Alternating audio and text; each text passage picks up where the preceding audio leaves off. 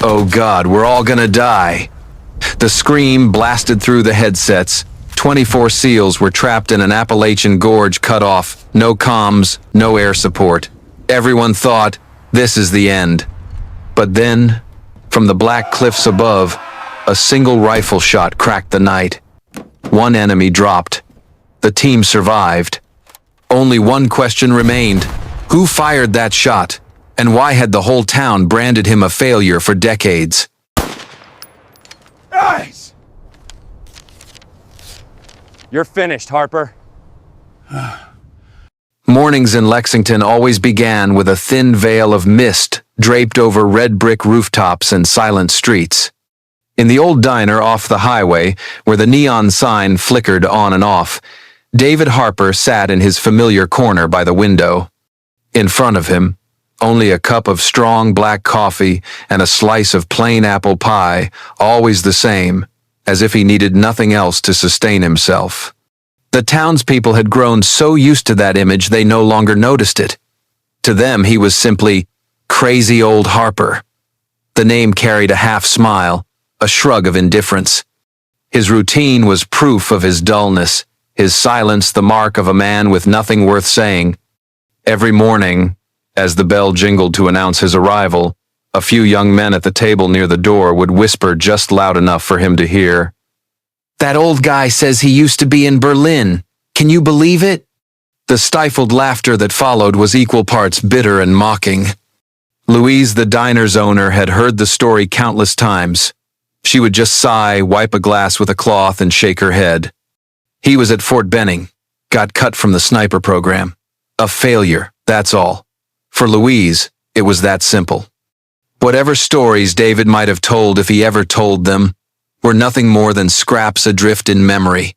No one wanted to listen anymore. And yet, something about him unsettled people. Harper never sat like an old man. His back didn't stoop, his shoulders didn't sag. His posture was always upright, firm, as if his spine still remembered endless marches under weight. And his eyes, that was what unsettled them most. When Harper looked up, those pale gray eyes seemed to measure space itself. The distance from the counter to the window, from the corner to the exit, from the waitress's hand holding a cup to the arc it would take if dropped. Not the wandering gaze of a dreamer, the calculating eyes of someone trained to read distance, wind, every smallest detail.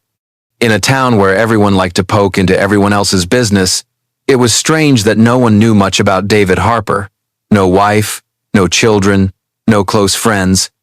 His military records, if they existed, were nowhere to be found. All they knew was that he lived alone in a weathered cabin on the outskirts, with a rotting porch and a door that groaned each time the winter wind pushed through. Sometimes Harper left the diner earlier than usual. People saw him walking across the iron bridge that spanned a narrow river, his old military boots leaving prints on damp ground. At times, he stood for hours at the railing, eyes fixed far off as if tracking an invisible target. Passers-by would only shake their heads. He really has lost it. And yet there was something odd. He never missed a detail around him. A child dropped a balloon. He bent down and returned it instantly. A stranger swerved into the wrong lane. He was already on his feet before the screech of brakes. That so-called craziness, if studied closely, looked more like heightened awareness. Inside Harper's cabin, where few ever set foot, hung an old M1 Garand on the wall. It was worn, the trigger broken, useless to fire. Yet Harper kept it clean, polished, maintained. Beneath the wooden stock was a hidden compartment. Inside lay something no one in town had ever known. A small Kodak film roll wrapped in waxed cloth, so old the edges of the film had browned. Harper had guarded it for over 4 decades, never once revealing it. He also carried on his right arm a faded tattoo, usually hidden beneath the sleeve of a long shirt. A string of numbers, coordinates, with no words or markings. To most, it was just meaningless ink. But to those few who had survived an operation buried deep in Pentagon files, those numbers were an indelible mark. In the eyes of the town, he was an outsider. Yet in truth, every detail of his existence whispered a different story. A story no one knew, no one dared to touch. With each passing day, David Harper became more of a mystery the town chose to ignore. They opted for the easy path, label him crazy, and move on. But truth rarely disappears simply because people refuse to see it. It waits, silent, for the moment it can ignite. And that moment was drawing near. The only question was, would the town be ready to face the truth it had long denied? Alright, before you settle in, take a sec to like the video and subscribe, but only if you're genuinely vibing with what I'm putting out here. And drop a comment below letting me know where you're watching from and what time it is for you. It's always a thrill to see who's joining us from all corners of the globe. One June afternoon, dark clouds swept over Lexington. As suddenly as a curtain being drawn, the wind kicked up red dust, whipping it against the row of maples outside the diner. The old awning groaned, rattling under each gust.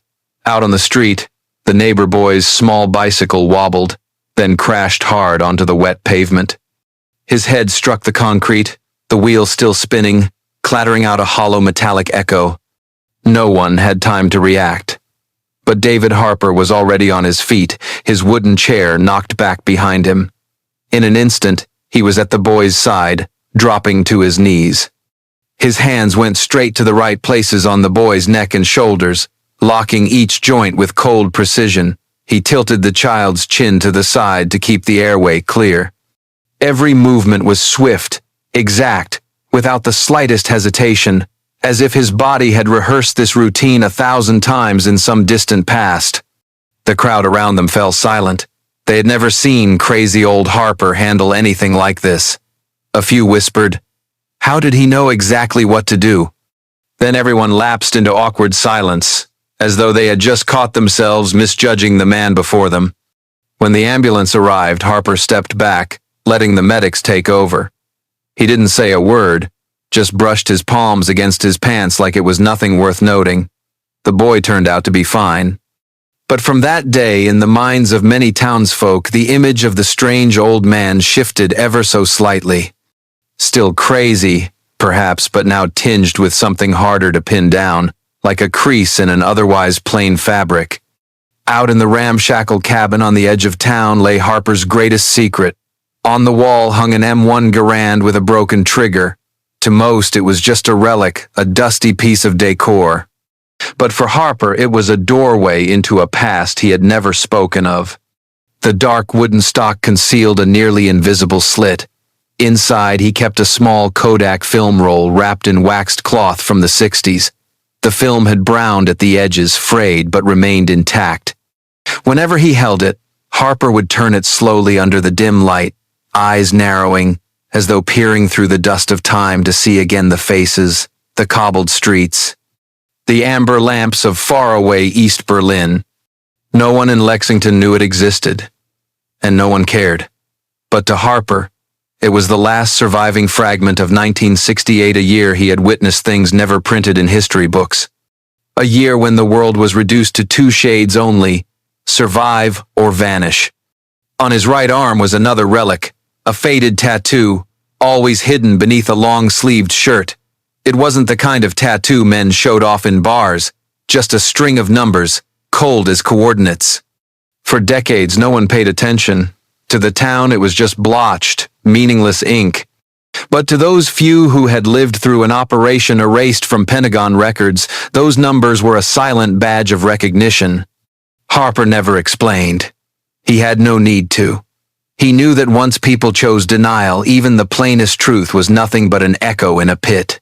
So he chose silence, as always.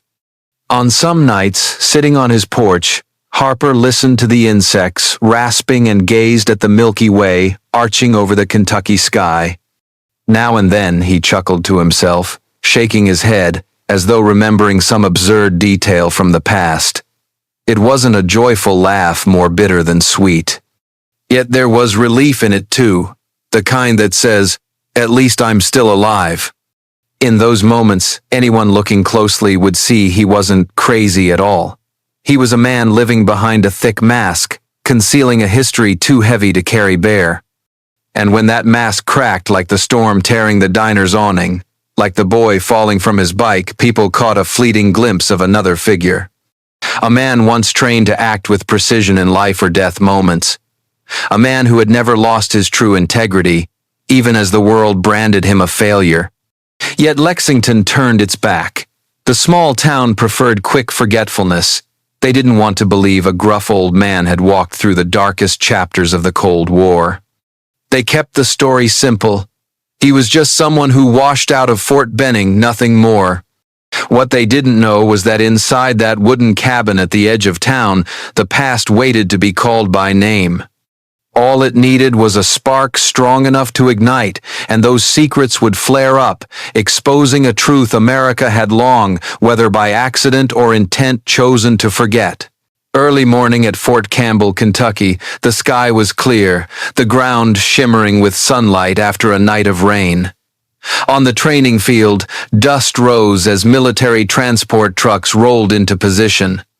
More than 100 young soldiers were preparing for the biggest joint exercise of the summer. In the row of seats for guests, among a few gray-haired veterans and military families, sat one quiet old man, David Harper. He hadn't come because of any formal invitation. A logistics officer he knew had casually slipped his name onto the list of veteran observers. Harper accepted, not bothering to ask why. He sat in the very back row, his worn cap hiding most of his face, eyes fixed on every movement taking place on the field below. The exercise began with a long whistle that tore through the air. The young SEALs moved quickly, forming their lines, pushing into the mock enemy zone. At first, everything went smoothly, but within minutes the scenario shifted. The opposing force suddenly closed in, cutting off every route of escape. The radio blared. Negative air support. No air cover available. In an instant, the air grew tense. Young eyes flickered with panic. Some dropped low, hands digging into the dirt, as if clawing for an exit. Someone muttered, "We're trapped." In the observer stands, veterans stirred uneasily, but none acted. Only David Harper remained still, his eyes cold, as if reading an invisible map. He leaned down, picked up a small stone at his feet, and drew a short line in the dust. The motion was slow, deliberate, like a habit carved into his blood long ago. A young officer nearby noticed, laughed mockingly. To him it was the odd gesture of a lost old man, but Harper didn't flinch. He only tilted his head slightly, eyes toward the eastern cliffs, shadowed in black. His voice came low, calm, but clear. From there, 600 yards, one shot. The next moment felt unreal. From the eastern cliff, a flash burst. The sound cracked across the field, sharp, clean, merciless. An enemy target dropped instantly.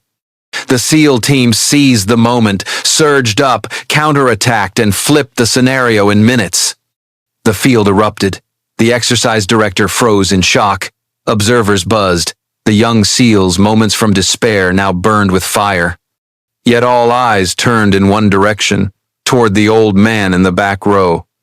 Harper still sat there, brushing dust from his pants, gray eyes as cold as if he'd just calculated the path of an invisible bullet. No boasting, no explanation.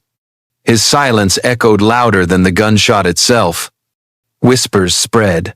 Officers asked themselves, could it really have been him? The young soldiers glanced at one another, torn between doubt and awe. In that moment, crazy old Harper from Lexington was gone.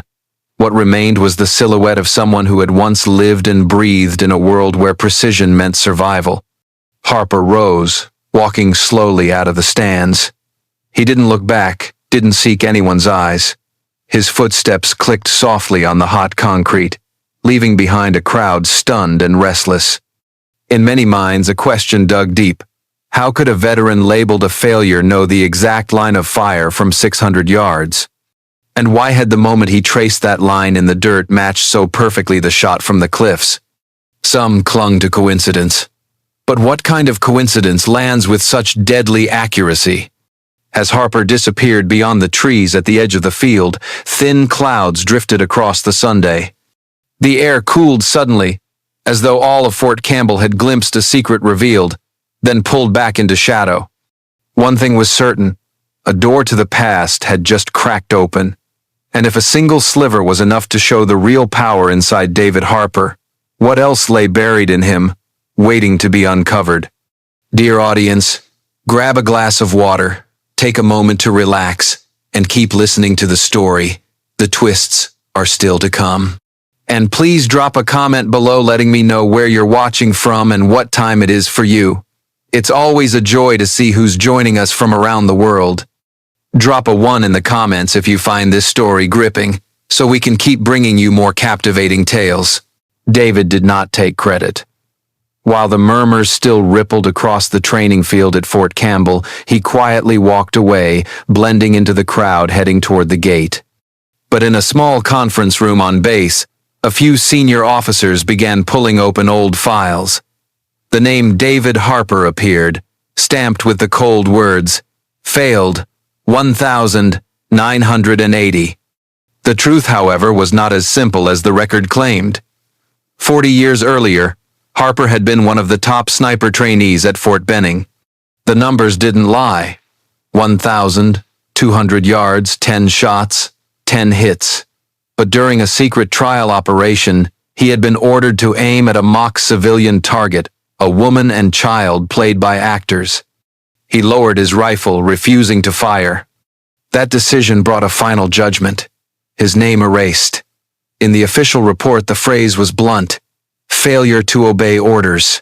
No mention of the reason, no mention of integrity. From then on, Harper chose silence, accepting the label of failure. But skill does not vanish, and more importantly, true character never left him. Years later, the ghost of that past returned under the name Colonel Richard Foster, that same commander who had once sat in the control room, the man who signed the order for that inhumane test.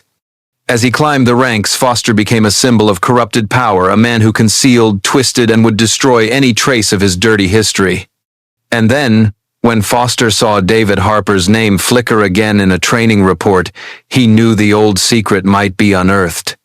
In the shabby wooden cabin, Harper still kept the Kodak film inside the stock of his Garand. It wasn't just a keepsake, it was evidence. The blurred frames captured Berlin, 1968, a shadow mission led by Foster and his circle. On that roll were details strong enough to reopen an entire case buried decades ago. For years, Foster had tried everything to recover it, even destroy it, but failed. Harper, the man everyone dismissed as crazy, turned out to be a living, safe, guarding a memory no one wanted exposed.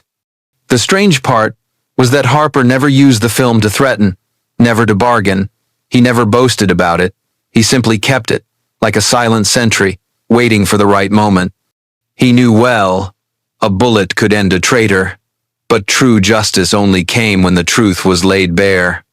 So instead of aiming at Foster's head, Harper aimed at the record, at the evidence, something no weapon could erase. An unexpected image. Once, a young officer happened to catch sight of Harper inside an old military library in Louisville. Among piles of dusty records, the gray-haired old man sat copying line after faded line. No one understood why, but if one looked closely, his trembling hands weren't from age, they shook, because he knew every word he preserved could restore the honor of dozens of men who had died without names. That straight posture, those narrowed gray eyes under the dim yellow light, all of it painted a picture utterly different from the crazy Harper image held by the town. Finally, when Foster ordered his men once more to take care of the film, Harper acted. Not with a gun, not with violence. He mailed a copy of the film to an old friend at the Pentagon, a fellow officer who once owed him his life in Berlin. The gesture was small, silent, but it carried the weight of an entire lifetime. Harper knew that from that moment on, his fate was no longer in his control, but at least the truth would not die with him. Harper still walked each morning across the little bridge in Lexington. He still sat in the diner with his black coffee and apple pie. The townsfolk could keep calling him crazy, but somewhere in the shadows, a legal and political battle was beginning to stir. And at the center of that fight was not a bullet, but a tiny Kodak film roll in his hands. News traveled faster than the wind. In Louisville, the local paper splashed a bold headline across its front page. "The forgotten man from Lexington may have saved an entire SEAL team." Blurry photos of Harper in his worn cap, walking out of Fort Campbell, suddenly became the talk of the town. For the people back home, it was a shock. The man they had always called crazy old Harper was now being mentioned as a hero. At the familiar diner, Harper still sat in his corner with black coffee and apple pie. But the atmosphere around him had changed. That day, the door swung open and a few veterans in leather jackets stepped inside. They didn't say much. They simply walked to his table and placed a gleaming silver coin on it. Etched on its face was a single word: tomorrow. Among veterans, this wasn't decoration. It was a symbol of recognition, given only to those considered brothers. Harper studied the coin, turning it lightly under the diner's yellow lights. He said nothing, only let a faint smile cross his face. But for those watching, that smile was enough to erase 40 years of silence. The people of Lexington began to see Harper differently. An old woman who once shook her head whenever he passed now gave him a gentle nod. A group of young men, who used to laugh at him, fell silent when he walked in. They didn't know how to apologize, so they simply stood and offered him their seats. That kind of silence, to Harper, was the most honest admission of all. One morning, the little boy who had once crashed his bike outside the diner ran up and slipped a card into Harper's hand, scribbled clumsily, "Thank you for saving me." Harper tucked it between the pages of an old book at home, keeping it as carefully as he kept the Kodak film. At the Pentagon, a 3-star general signed the order restoring David Harper's honor, a short document, but with enormous weight. His name was removed from the failed list, replaced with the words, "Full honors restored and service recognized." For the first time in decades, David Harper was publicly mentioned in a ceremony before an entire unit. On the parade ground, the American flag whipped in the wind, martial music rolling deep. Harper stood there, back straight as ever, gray eyes fixed far ahead. He didn't need shiny medals.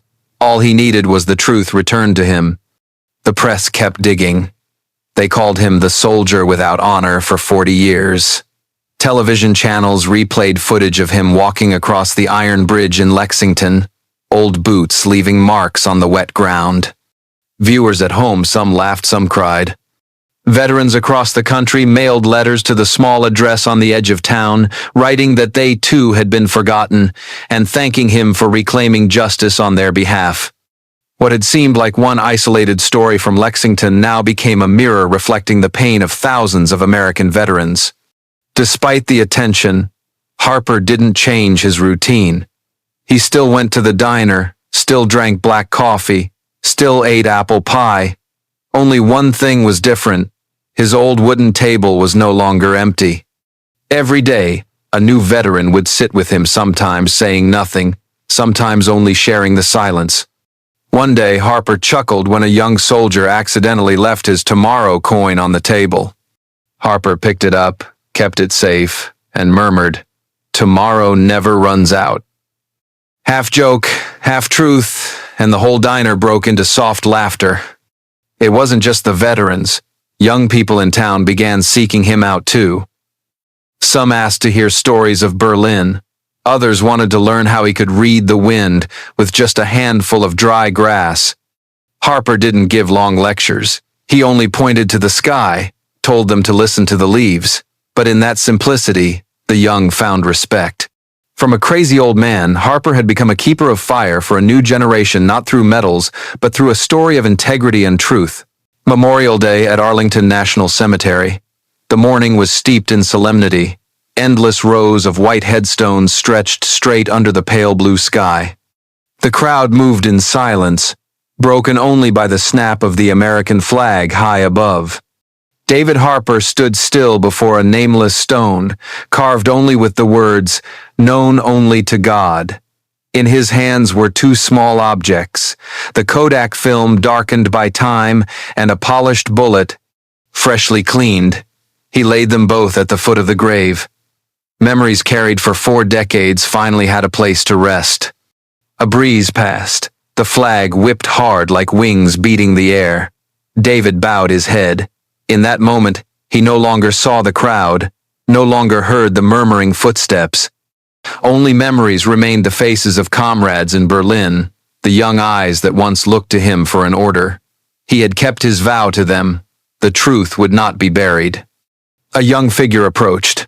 A lieutenant in crisp green uniform stood at attention, polished black shoes gleaming, face tense.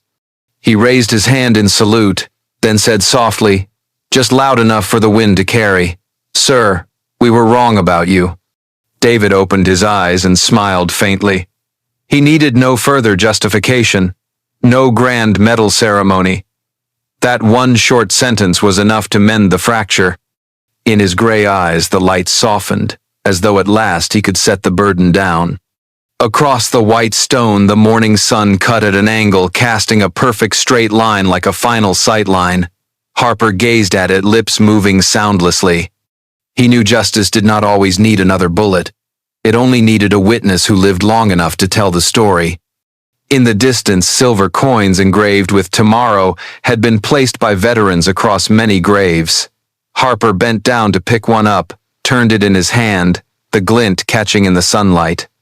He let out a quiet laugh, both bitter and sweet. Tomorrow finally came. No fireworks, no cameras crowding him. Harper left the cemetery quietly, walking beneath the shade of old oaks. On his shoulder, a child tugged at his father's sleeve, whispering, "Who is he?" The father answered with a look of deep respect, no words needed. For Harper, that was the greatest reward, not titles, but the silent shift in the way Americans now looked at him, from contempt to recognition, from forgetting to remembrance. Days later, he was back at the diner in Lexington. The coffee was still hot, the apple pie still marked by the familiar cut of a knife. But this time, when he walked in, the young men no longer mocked him. They nodded quietly. One even left a silver coin on his table before leaving. Harper watched, smiling faintly, a smile no longer bitter. Louise, the diner owner, set down a second slice of pie without charging him. She simply said, "Today it's on the house." Harper didn't reply, only took the fork, cut a small piece, and ate slowly. For the first time in years, the sweetness of the pie carried no trace of bitterness. By late afternoon, Harper was walking again across the iron bridge. The Kentucky River moved slow, reflecting the glow of sunset. A group of young men practicing sport shooting called out, asking him how to read the wind. Harper bent, picked up a handful of dry grass, and let it scatter into the breeze.